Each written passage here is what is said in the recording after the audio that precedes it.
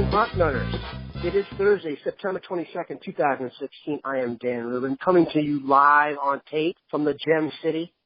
Pleased to be joined, as always, on Thursdays by Steve Wiltfong, Director of Recruiting for 24/7 Sports, coming to you from a foreign locale. Steve, where are you this fine morning? I am in Southfield, Michigan, is where I woke up this morning, which is a Detroit suburb. I am in Motown, making the rounds. I was in East Lansing yesterday and on the Michigan State campus, and then hit some high schools here in Detroit yesterday, and going to hit a couple today, and then drive back to Indianapolis. Steve wrote a wonderful article earlier this week that I want to make sure everyone has gotten a chance to read about Ohio State's ability to recruit, reload, repeat. Came on the heels, obviously, of what was a fantastic performance on the road in Norman, when Ohio State scored more points in the first half than any visiting team has in the history of that storied program. Steve, give us a little background on why you wrote the story, kind of maybe unearth some new stuff, and just your general vibe on what you put out there. Yeah, well, this is Urban Meyer and his staff's first true reload at Ohio State with the national championship and then the Fiesta Bowl win. The previous year was done pretty much with the same group, and now that group's gone for the most part. Obviously, there's still a couple pieces, including the biggest piece of all in J.T. Barrett. But now it's a new group that has emerged. Guys that had to wait their turn behind, all those guys that got drafted in the first round and program record 12 draft picks or whatever it was last year in the NFL draft. What kind of made me think about writing it is, I listened to Brian Kelly at Notre Dame talk earlier in the week, and he talked about losing 10 guys to the NFL. I think it was 10. Notre Dame's had a lot of guys drafted also, and they're 1-2 right now. They lost to Texas down there, and then lost to a Michigan State team that I thought was really good. So there's no shame in losing those two games. But anyway, you slice it up, you're 1-2, and they're trying to reload after losing so many guys to the NFL. Well, no one lost more guys to the NFL than Ohio State. So I did some digging around the Buckeyes program and as to why they were able to quickly reload. We talk about it all the time on the show. So it's, it begins with Mark Pantoni and his staff doing a fantastic job of keeping that recruiting department organized, and Ohio State evaluates well, from Urban Meyer on down to the off-field recruiting guys, and they know who they identify talent well. And once Mick Marotti gets his hands on them as the strength coach, he's the first one to greet these guys when they arrive at Ohio State. I think Bucknuts always has like a check-in where he takes photos of these guys, with those guys arriving on campus, and they look all happy and they're excited to be Buckeyes. And here's their first photo of them checking in at Ohio State, and well, I don't know how happy they are later in the day when they're getting that first workout in with Mick Marotti, but just the environment. You talk to several people around Ohio State, and I quoted one source, but just the competitive atmosphere that Mick Marotti creates within his strength and conditioning program, I think it translates on the field when you see a dog mentality that the Buckeyes play with all over the field on every level, on the offensive side, on the line, at the skill position, and at quarterback, and then on defense with the D-line, linebackers, and corners, and they just get after people. Now, I know Ohio State has played, 2 cupcakes and then Oklahoma, but the way that they've played and the athleticism and speed and then just physicality that they've displayed, it's on a completely different level. There's not many football teams in college football that when they walk out of the tunnel, they look like Ohio State looks. I mean, Ohio State is just a physical, big, bad-looking football team.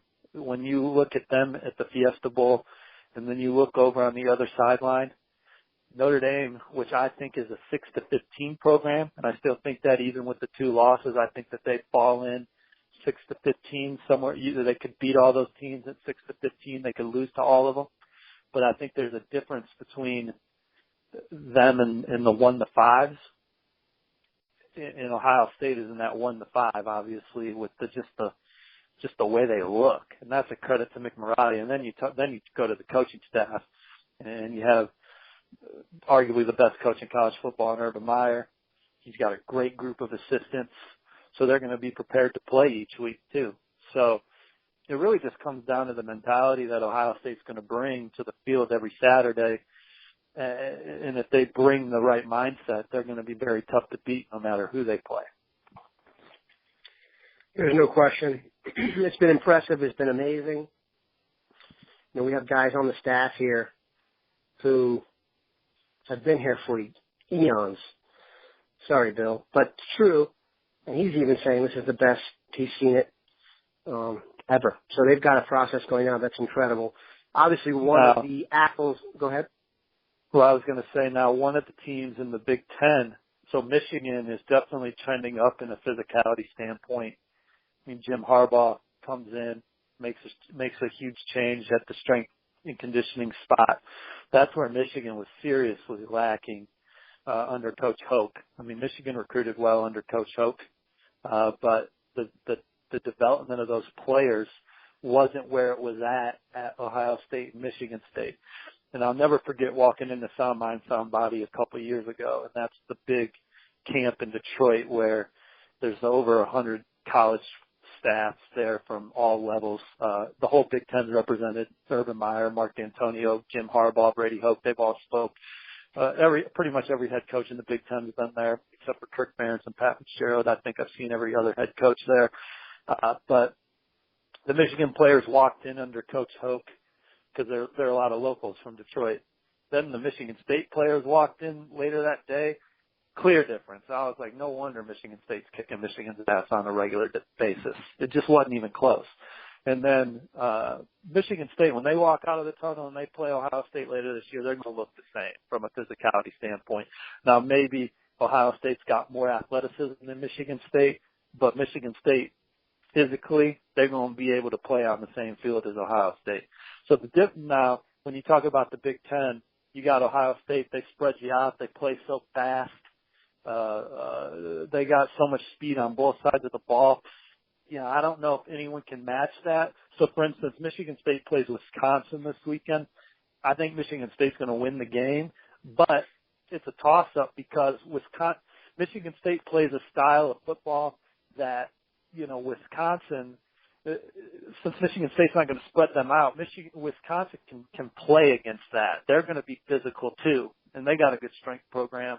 And you saw what they did against LSU. Wisconsin will be able to play physical with Michigan State this weekend, where when Ohio State plays Wisconsin, I don't think it's a good matchup for Wisconsin because they're going to spread Wisconsin out. And that's going to be a tough game for the Badgers up in Madison. But on the flip side, I still think Michigan State can play with Ohio State because I think Michigan State can win at the point of attack against Ohio State. I'm not saying they're going to. I know I picked in the preseason Michigan State to beat Ohio State. You know, who knows what's really going to happen. That was my prediction. But I think Michigan State can play with Ohio State at the point of attack, and that's how they can I think they're just going to be better at the point of attack than Wisconsin. So that gives them a better shot to beat Ohio State, in my opinion. But it is interesting. Ohio State, they've certainly been fun to follow, and they'll never, absolutely, you will never see an Ohio State team get their ass kicked like Florida State got their ass kicked on Saturday. No doubt. They may lose some games, but damn, you will never see Alabama or Ohio State get their ass kicked like that. I don't care who they're playing. And so that was all that went into me writing that article on Ohio State, because I mean, to see Florida State get their ass kicked like that, Louisville's really good now. They could win the national championship. Anyone that doesn't think they can, Louisville's got a great front seven too. They got like 3 or 4 pros in the front seven, and they have a pro at safety. So if they stay healthy on defense, they could win the national championship. Obviously, the seasons ebb and flow, and you may be hot in September, and you're not hot in November. I get that. And so maybe Louisville won't be hot. But right now, I mean, they got a bunch of NFL guys, and they got a great coach too. But they wouldn't kick Ohio State's ass like that, you know. So All those things went to me writing that article. No, it was a really good read. I'll put a link to the article in the first message board post here after we post the BM5. So those of you who didn't get a chance to check it out do get a chance to check it out. And I would agree with you about the Florida State thing. I actually had the chance to watch that whole thing. The beauty of it being a noon kick where the Buckeyes play at night. It actually reminded me of watching a Golden State Warriors game where they just friggin' overwhelm you and feel like they have 7 guys on the court. That said, the excuse for Florida State was that they didn't have their best safety, I believe, Derwin James. That's one guy. One guy ain't worth 43 points. It was a bad loss for Florida State. Yeah, the defensive end transfer from TCU is a beast. Oh, there's no question. But they got a couple NFL guys on the D line and line. They hit hard, and then they do. I don't know why they got a couple of Georgia transfers. Why am I drawing a blank on their safety? But he's like 6'4", 235 pounds. Harvey Clemens, I believe. Yeah, I mean, people forget that. I think James Quick, actually, if I remember correctly, wanted to be a Buckeye, but he was such a star in Louisville and he's the highest rated player ever to commit to Louisville. There was the hometown draw was just too much. And he'd probably be starting for Ohio State right now. He's a real player. He'd start for anybody. Yeah, he's good.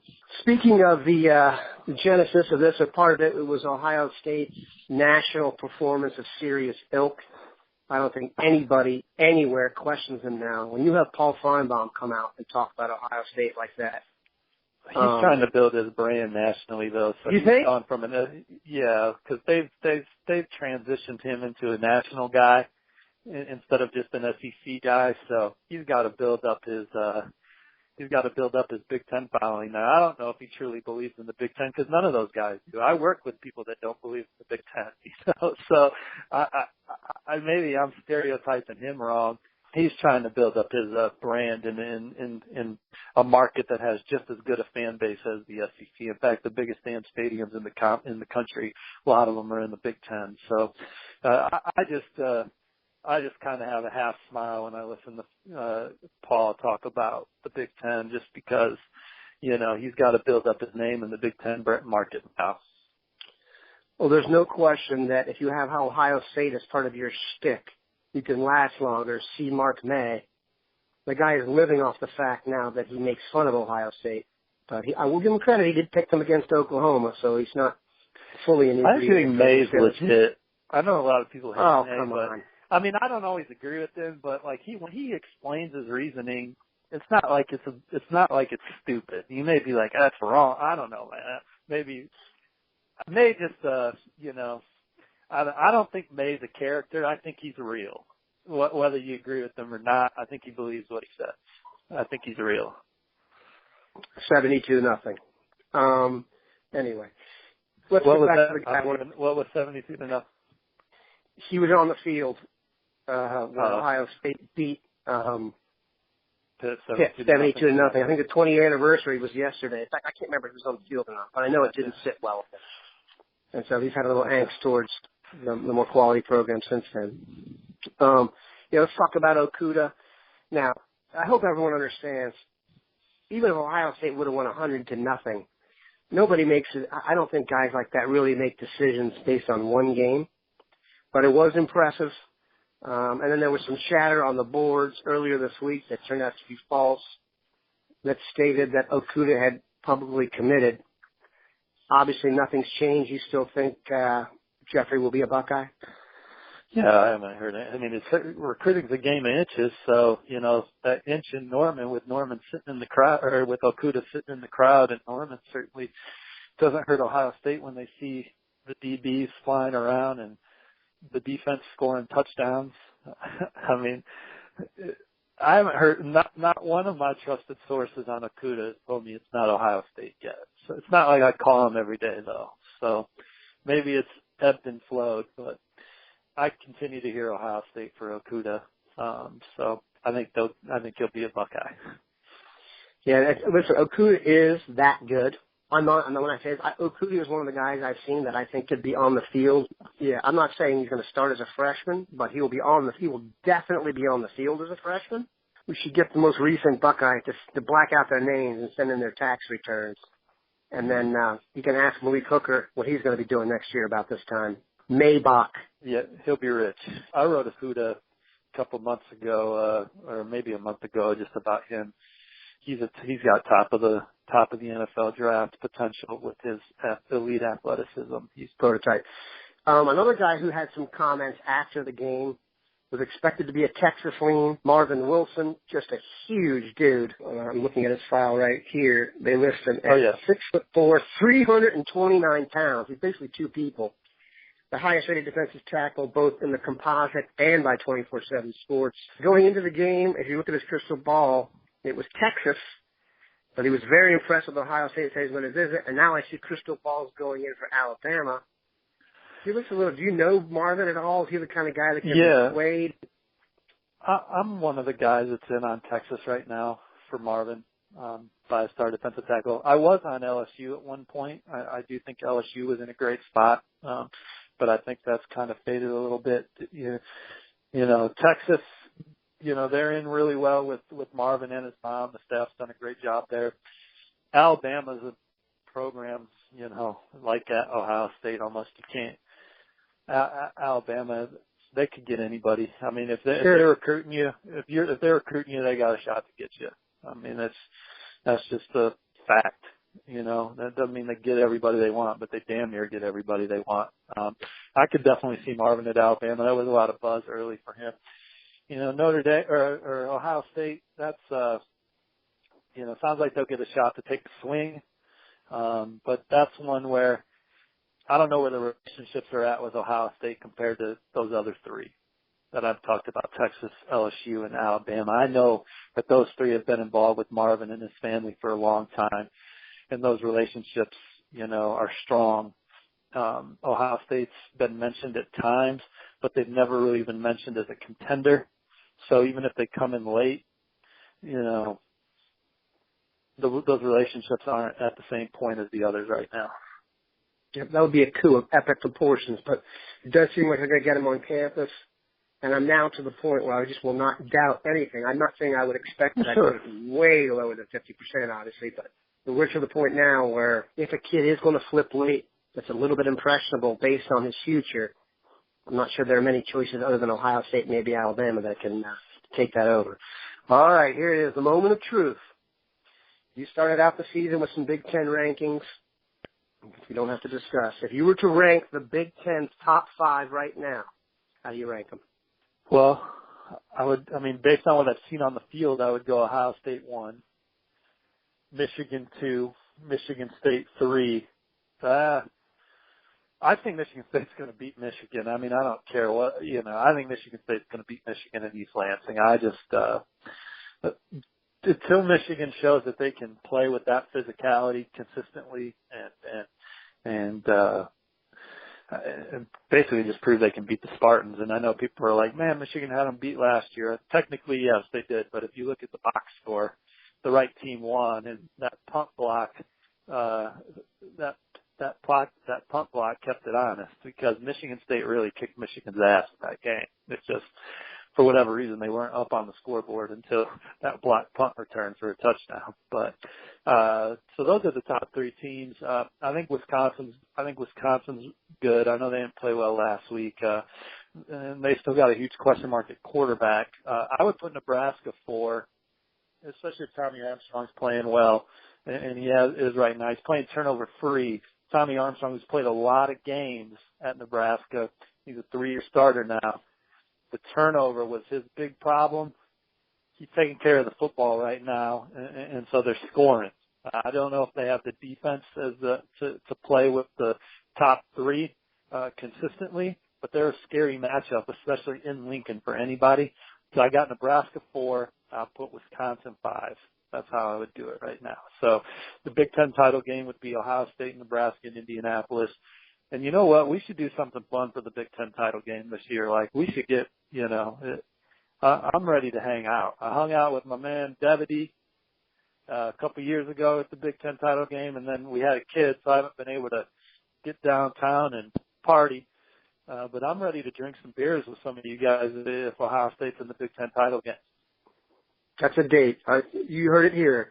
There will be a BM5 Bucknuts get-together if we can all make the Big Ten championship game. super convenient for us here in the Gem City. So that'll be wonderful. We even get some of the guys from Columbus there. Of course, we'll have a whole staff there anyway. So we will set that up. Ohio State just needs to take care of business, which I'm sure they will. Steve, I hope you enjoy the rest of your day in Michigan, and I hope you have enough gas in your car to get across state lines without buying it. Have a good one, Bucknutters. Appreciate you guys.